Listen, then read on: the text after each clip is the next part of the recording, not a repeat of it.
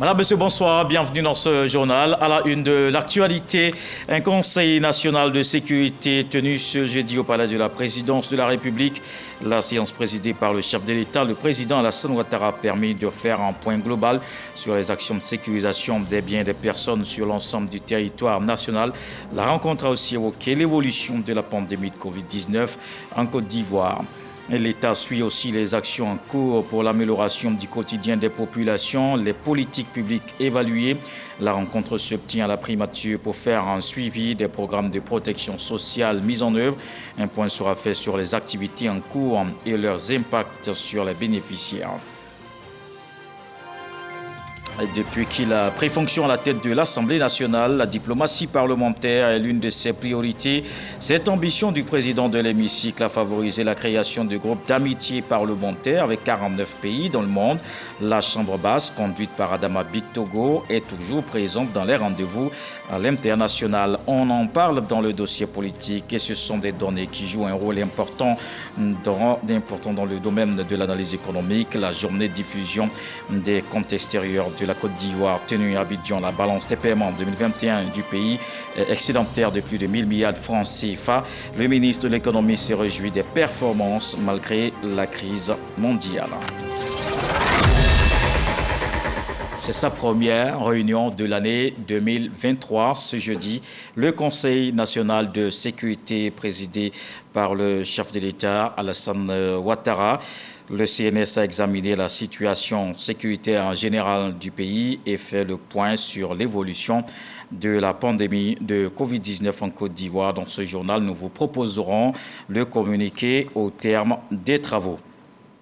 Et à la primature, parlons de coopération entre la Turquie et la Côte d'Ivoire. L'ambassadeur de la Turquie et le Premier ministre Patrick Hachi ont évoqué le renforcement des relations. La diplomate est en fin de mission après 4 années passées dans le pays. Franck Wadio. Depuis la présentation de sa lettre de créance en mars 2019 au président de la République Alassane Ouattara, l'ambassadeur de Turquie près la Côte d'Ivoire, Yonca Gündüz Efşehir, s'est attelé à garantir la mise en œuvre de la diplomatie participative engagée entre les deux pays, la Côte d'Ivoire étant le premier partenaire commercial de ce pays en Afrique subsaharienne. Cette rencontre avec le Premier ministre Patrick Hachi s'inscrit dans un cadre convivial, mais il s'agit surtout d'informer le chef du gouvernement de l'achèvement de sa mission en Côte d'Ivoire. Je suis venu ici pour dire merci à son Excellence, Monsieur le Premier ministre Patrick Hachi. Cela fait 4 ans que je suis ici en Côte d'Ivoire. Je finis ma mission en tant qu'ambassadeur de la République de Turquie en Côte d'Ivoire. J'ai pu contribuer au développement des relations entre la République de Turquie et la République de Côte d'Ivoire du mieux que je peux. En 2015, le président de la République, Alassane Ouattara, s'est rendu en Turquie et en 2016, c'était au tour du président Erdogan de venir en Côte d'Ivoire. Cela a marqué une nouvelle ère dans notre relation. Alors depuis lors, le niveau de relation a atteint un excellent niveau et nous travaillerons en sorte de pouvoir le maintenir. Du point de vue économique, de la santé et au niveau du sport, dans tous ces domaines-là, nos relations se développent également grandement. Yonca Gündüz Efşehir rentre bientôt en Turquie. Le pays du président Recep Tayyip Erdogan entretient une relation diplomatique avec 44 pays sur le continent africain. Un atelier pour faire le point des programmes de protection sociale. La rencontre qui se tient à la primature permet de faire une évaluation des politiques publiques. Les participants vont donc se pencher sur le suivi des actions que le gouvernement met en œuvre. Des détails avec Viviane Aimé. La bonne gouvernance n'est pas juste un slogan ou une règle de bonne conduite. Elle consiste à conduire au mieux les affaires publiques, gérer au mieux les ressources publiques en vue de garantir le bien-être des populations. Ce faisant, une des clés fondamentales est la pratique de l'évaluation des politiques publiques nationales. Tel était le cas ce jeudi 12 janvier où un atelier organisé à l'auditorium de la primature par la présidence de la République et le ministère du Plan et du Développement en collaboration avec 2 institutions internationales de référence en matière de recherche et évaluation, le laboratoire d'action contre la pauvreté Abdoulatif Jamil, le JIPAL, et l'IPA, Innovation for Poverty Action. a réuni les représentants des structures publiques qui interviennent dans la mise en œuvre des programmes de protection sociale en Côte d'Ivoire et d'éminents chercheurs. L'objectif, faire un partage d'expériences sur les méthodes et bonnes pratiques. Dans le souci d'optimiser l'impact des politiques publiques de développement au profit des populations, le gouvernement a entrepris le renforcement du dispositif légal et réglementaire de la pratique évaluative. Ainsi, dans le cadre de son institutionnalisation, la loi 22-966 du 14 décembre 2022 relative à l'évaluation des politiques publiques a été prise. Dans la même dynamique, des outils méthodologiques et des documents de politique d'orientation ont été développés. Les efforts se concentrent également sur le renforcement des capacités techniques des acteurs pour permettre de disposer d'un pool d'experts dans le domaine de l'évaluation des politiques publiques. Pour appuyer toutes ces initiatives, la Côte d'Ivoire a décidé de se faire accompagner par des partenaires stratégiques de renommée internationale. Le ministre secrétaire général de la présidence de la République, qui a ouvert cette première session de l'année 2023, a assuré que d'autres sessions suivront pour un bon suivi et évaluation du plan national de développement 2021-2025. L'atelier de ce jour est le premier d'une longue série d'événements thématiques qui vont être organisés tout au long de l'année 2023. Et l'objectif, c'est vraiment de renforcer nos capacités techniques, les capacités de nos équipes, mais également celui des hauts responsables impliqués dans l'exécution des projets publics. La première session va porter sur la question de la protection sociale. Les autres sessions vont porter sur d'autres secteurs, notamment le secteur de la santé, le secteur de l'éducation et le secteur de l'emploi des jeunes. Considéré comme une règle de bonne conduite, le principe de l'évaluation des politiques publiques est inscrit dans la Constitution de 2016. Depuis le 14 décembre 2022, une loi est venue entériner ce principe. En diplomatie, voyons cette rencontre de la ministre d'État, ministre des Affaires étrangères, avec les ambassadeurs accrédités en Côte d'Ivoire. Une occasion pour faire le point des actions du gouvernement, notamment en matière de paix, de sécurité et de cohésion sociale. Kandia Camara a évoqué le dénouement heureux de l'affaire des 49 soldats ivoiriens. Le vice-doyen du corps diplomatique a réaffirmé l'engagement des diplomates à accompagner le gouvernement ivoirien dans la poursuite de ses actions de développement. Et on s'arrête quelques instants encore sur ces questions diplomatiques. Dès son arrivée à la tête de l'Assemblée nationale, Adama Bictogo s'est fixé plusieurs objectifs dans la diplomatie parlementaire. Il s'agit d'établir des liens de coopération entre la Chambre basse et les parlements d'autres pays. Cette ambition affichée du président de l'hémicycle a favorisé la création de groupes d'amitié parlementaire avec 49 pays dans le monde. L'Assemblée nationale est de plus en plus présente à tous les grands rendez-vous parlementaires à l'international. Alors, quel est l'apport de la diplomatie parlementaire dans le rayonnement de la Côte d'Ivoire sur la scène mondiale? Des réponses dans les dossiers politiques avec Moussa Konaté.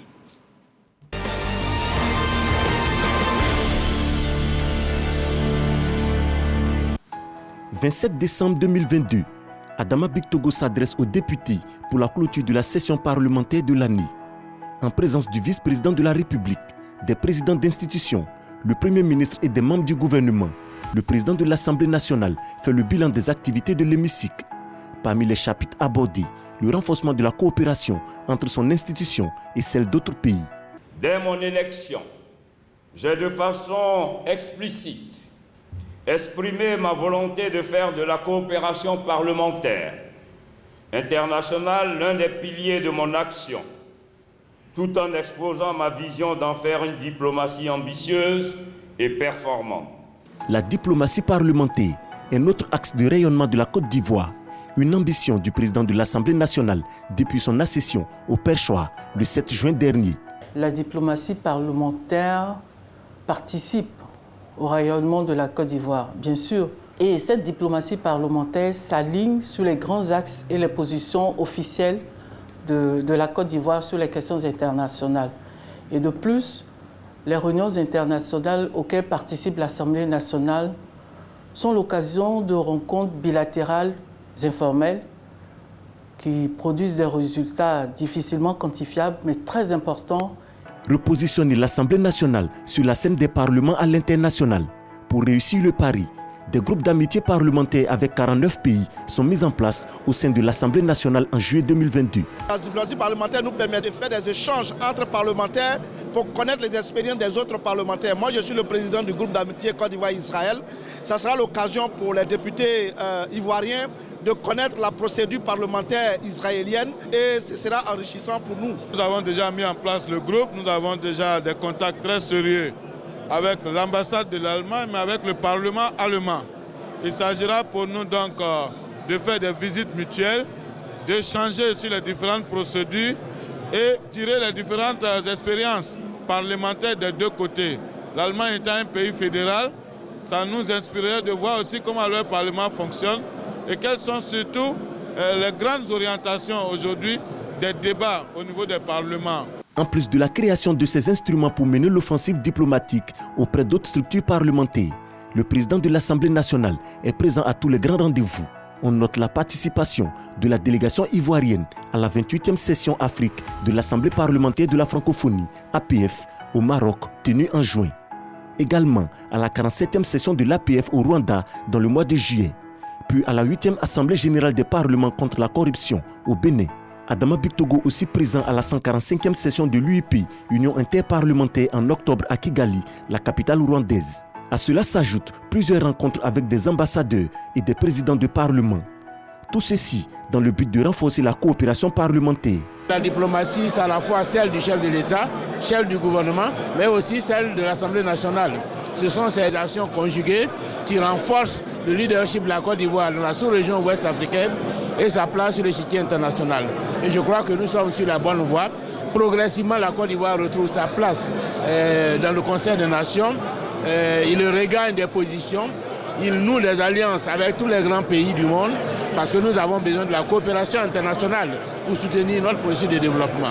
Rapprochement entre l'Assemblée nationale et les parlements d'autres pays. De l'avis de politologues, l'initiative vient renforcer l'offensive diplomatique menée par l'exécutif. Ce qu'on reproche la plupart du temps à la diplomatie parlementaire, c'est le fait qu'on ait l'impression que c'est une diplomatie concurrente, rivale à la diplomatie gouvernementale. Ce qui n'est pas juste, parce que la diplomatie parlementaire a des objets qui sont différents de la diplomatie gouvernementale. Au contraire, dans une bonne démocratie, la diplomatie parlementaire accompagne et est complémentaire à la diplomatie justement gouvernementale. Et elle est nécessaire. La diplomatie parlementaire pour rehausser l'image de la Côte d'Ivoire à l'international. Également, des ouvertures pour le Parlement ivoirien et une présence remarquable dans les instances de décision et assemblées parlementaires mondiales. L'Assemblée nationale bénéficie de nombreux avantages en portant la voix de la Côte d'Ivoire à ces tribunes internationales sur des thématiques d'actualité, le renforcement de la qualité des relations de coopération parlementaire, la participation aux réunions des organisations interparlementaires et l'occupation de sièges au sein des organes de décision de ces organisations interparlementaires. La diplomatie parlementaire permet de créer des réseaux. Que serait la Côte d'Ivoire, un pays qui est effectivement en train de monter en puissance sans justement cette diplomatie parlementaire qui aujourd'hui, dans un monde globalisé, mondialisé, a sa place. Dans tous les pays importants, les parlementaires désormais participent à l'influence de leur pays, participent aux relations internationales. Donc c'est une bonne vision et elle est d'actualité et je pense que nos parlementaires font bien justement d'insérer cette approche-là dans leur fonctionnement. Accroître la notoriété de la Côte d'Ivoire sur la scène mondiale, selon le président Adama Bictogo, le succès de la diplomatie parlementaire est le fruit de l'union et l'entente entre les élus de la nation à travers la famille parlementaire consolidée depuis juin 2022, date de son arrivée à la tête de l'Assemblée nationale. L'apport de la diplomatie parlementaire dans le rayonnement de la Côte d'Ivoire sur la scène mondiale. Le dossier politique de ce soir avec Moussa Konaté. Voyons justement ce rayonnement de la Côte d'Ivoire à l'international avec ces deux chercheurs ivoiriens qui sont lauréats du prix Macky Sall pour la recherche. Cette distinction récompense les meilleurs de l'espace CAMES qui ont des résultats innovants et impactant le développement des États africains. Ils ont présenté le prix au ministre de l'Enseignement supérieur, Sephora Zegui. Les deuxième et troisième prix du concours Macky Sall pour la recherche du CAMES décernés à deux chercheurs ivoiriens. Ce prix, constitué d'un financement de 100 millions de francs CFA, est destiné à accompagner les 3 projets fédérateurs qui auraient satisfait à toutes les exigences de l'appel à candidature qui porte sur le thème « La résilience des économies des pays de l'espace CAMES face aux crises internationales ». Les chercheurs ivoiriens et leurs équipes qui se sont démarqués par la pertinence de leur projet obtiennent une bourse de 40 millions de francs CFA.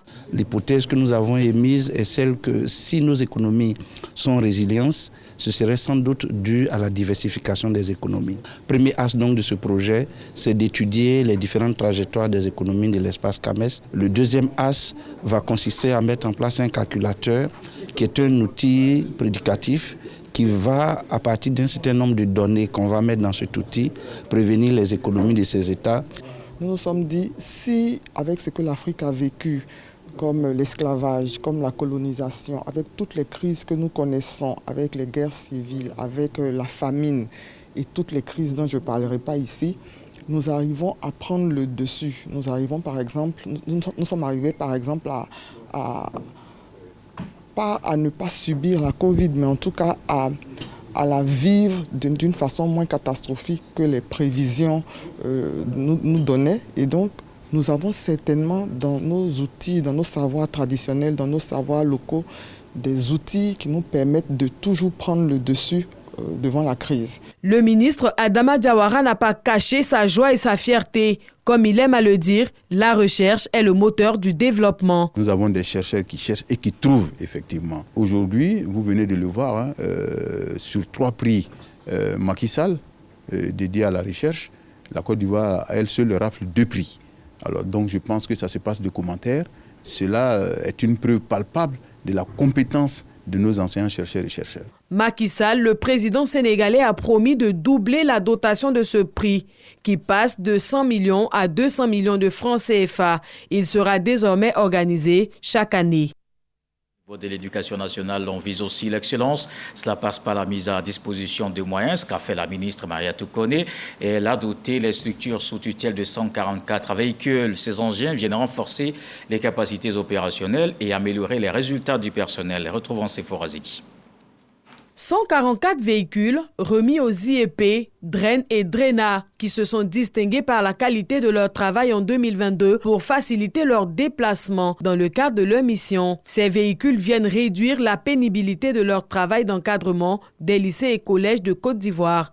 Désormais, tous les directeurs centraux, tous les directeurs régionaux et pour la première fois, tous les 196 IEP qui dirigent une circonscription sont dotés d'un véhicule. Quel immense effort! Mariatou Koné faisait la promesse de doter l'ensemble des structures de son ministère de moyens de locomotion adéquats à l'effet d'accroître la mobilité des agents. Aujourd'hui, c'est une réalité. Blaise Ndri est handicapé. C'est à moto qu'il effectuait sa mission quotidienne. Aujourd'hui, il est le plus heureux des bénéficiaires. En tant que chef de circonscription, c'est à moto que je faisais la supervision dans ma circonscription, ce qui n'était pas une chose du tout facile pour moi. On me demandait des résultats. Je pense qu'aujourd'hui, je suis prêt à fournir ces résultats pour satisfaire toute la Côte d'Ivoire. Je suis en extase, je suis contente. Ma première sortie, quand je vais arriver, déjà c'est dans les villages en train de faire des inspections pédagogiques. Cela me donne beaucoup plus de mobilité, cela me donne beaucoup plus d'efficacité sur le terrain pour l'accomplissement de ma mission.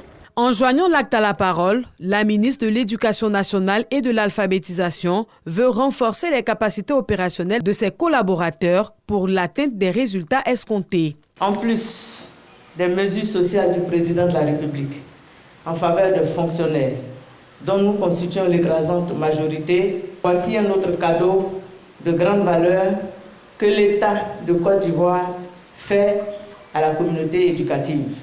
Notre objectif de rapprocher la chaîne de commandement des structures est donc plus que jamais réaffirmée. Ma vision, chers collaborateurs, est de faire en sorte qu'aucune école et qu'aucun enfant ne se sente oublié. Je veux de la proximité, de la réactivité et de la proactivité. Ces 144 véhicules viennent accroître le parc auto du ministère de l'Éducation nationale et de l'alphabétisation qui passe de 427 à 571 véhicules. Les récipiendaires ont l'obligation de résultat. Ils seront évalués sur la qualité de leur travail en décembre 2023. En économie, la journée de diffusion des comptes extérieurs de la Côte d'Ivoire a eu lieu au siège de la BCEAO, ici même à Abidjan. Il ressort entre autres que la balance des paiements 2021 du pays est excédentaire de 1095,6 milliards de francs CFA. Ces données jouent un rôle important dans la prise de décisions économiques et financières. On en parle avec Dangui. L'importation du riz semi-blanchi, du poisson et du blé tendre a occasionné des sorties nettes de devises évaluées à 983,4 milliards de francs CFA en 2021, a révélé ce jeudi au siège national de la Banque centrale des États de l'Afrique de l'Ouest BCEAO la diffusion des comptes extérieurs de la Côte d'Ivoire au titre de l'année 2021. Un exercice de redevabilité et de transparence dans la gestion des informations financières bien accueilli par le secteur privé. C'est une politique de transparence et de bonne gouvernance. Surtout, cela va nous permettre pour les années à venir d'être plus diligents par rapport à la restitution des informations qui sont demandées par nos différents gouvernements. C'est quelque chose de positif. Ça permet à la Côte d'Ivoire de pouvoir suivre ses statistiques, de pouvoir anticiper, parce que sans données, on ne peut rien faire. Des différentes présentations, il ressort que la balance des paiements 2021 de la Côte d'Ivoire est ressortie excédentaire de 1095,6 milliards de francs CFA. On note par ailleurs un déficit du compte des transactions courantes de l'ordre de 4,1% contre 3,2% en 2020. Dotée d'une mine d'informations financières, la balance des paiements se révèle un précieux outil d'aide à la prise de décisions économiques et financières. L'enquête menée cette année s'est déroulée auprès d'un échantillon de 832 structures au cours des mois de juillet à août 2022 et a enregistré un taux de réponse record de 92,1% contre 91,4% l'année précédente. La balance des paiements permet de mesurer le degré d'ouverture de l'économie sur l'extérieur, de donner un éclairage sur l'attractivité du pays en termes d'investissement direct et d'identifier objectivement les causes des déséquilibres macroéconomiques. C'est pourquoi, mesdames et messieurs les chefs d'entreprise, en attendant la mise en place prochaine d'un système de collecte en ligne des données nécessaires à l'élaboration des comptes extérieurs, je vous invite à intégrer dans le système de reddition des comptes de vos structures la transmission systématique des questionnaires de l'enquête annuelle balance des paiements. Les experts définissent la balance des paiements comme étant l'état statistique qui retrace sous forme comptable l'ensemble des échanges entre les résidents d'une économie et les non-résidents au cours d'une période donnée. Et une semaine après, le ministère des Transports fait le point de l'accident de Yamoussoukro. La collision entre les deux cars a fait 14 morts et 73 blessés. Le bureau d'enquête d'accident a livré ses premières conclusions. L'excès de vitesse et une série de mauvais dépassements constituent les causes de l'accident. D'autres enquêtes sont en cours pour mieux comprendre ce drame. Et c'est sa première réunion de l'année 2023. Ce jeudi, un conseil national de sécurité présidé par le chef de l'État, le président Alassane Ouattara. Le CNS a examiné la situation générale sécuritaire du pays et fait le point sur l'évolution de la pandémie de Covid-19 en Côte d'Ivoire. Je vous propose justement de communiquer au terme des travaux. Communiqué du Conseil national de sécurité. Une réunion du Conseil national de sécurité s'est tenue ce jeudi 12 janvier 2023 au Palais de la Présidence de la République sous la présidence de son Excellence M. Alassane Ouattara, président de la République. L'ordre du jour de la réunion a porté sur 2 points. La situation sécuritaire générale et l'évolution de la maladie à coronavirus 2019 en Côte d'Ivoire. Au titre de la situation sécuritaire générale, le Conseil national de sécurité à la suite de la présentation du ministre d'État, ministre de la Défense, note avec satisfaction les progrès significatifs observés au niveau sécuritaire sur la période 2012-2022. Le Conseil national de sécurité se réjouit notamment de l'amélioration considérable de l'indice de sécurité qui est passé de 3,6 en 2012 à 1,39 en 2022. Ce bilan satisfaisant traduit l'efficacité des nombreuses opérations de sécurisation régulièrement menées sur l'ensemble du territoire national et le grand professionnalisme des forces de défense et de sécurité. À ce titre, le Conseil national de sécurité se félicite des excellents résultats obtenus dans le cadre du projet de resocialisation des enfants en conflit avec la loi, mené par la police, la gendarmerie et la cellule de coordination, de suivi et de réinsertion. En effet, ce projet a permis de réduire de façon significative le nombre d'agressions commises par ces enfants, notamment dans le district d'Abidjan. Cependant, le Conseil national de sécurité s'inquiète du nombre de plus en plus croissant d'enfants de la rue qui sont l'objet de maltraitance. Au regard de cette situation préoccupante, le président de la République a donné des instructions afin que le gouvernement mène des réflexions en vue d'assurer une plus grande protection des enfants dans notre pays. Par ailleurs, le Conseil national de sécurité déplore la hausse du nombre d'accidents de la circulation dont la moyenne journalière est passée de 12 en 2012 à 46 en 2022. À cet égard, le président de la République, consterné par les graves accidents de la circulation survenus récemment dans plusieurs localités de notre pays, réitère ses condoléances les plus attristées aux familles endeuillées ainsi que ses vœux de prompt rétablissement aux blessés. Dans ce cadre, le chef de l'État a instruit le Premier ministre, chef du gouvernement, ainsi que le ministre des Transports, à l'effet d'accélérer la mise en œuvre de la stratégie nationale de sécurité routière 2021-2025, notamment les volets sensibilisation et répression. Il a demandé à ce titre que des rapports réguliers soient soumis au Conseil national de sécurité. Le président de la République exhorte les usagers de la route à faire preuve de civisme et de responsabilité.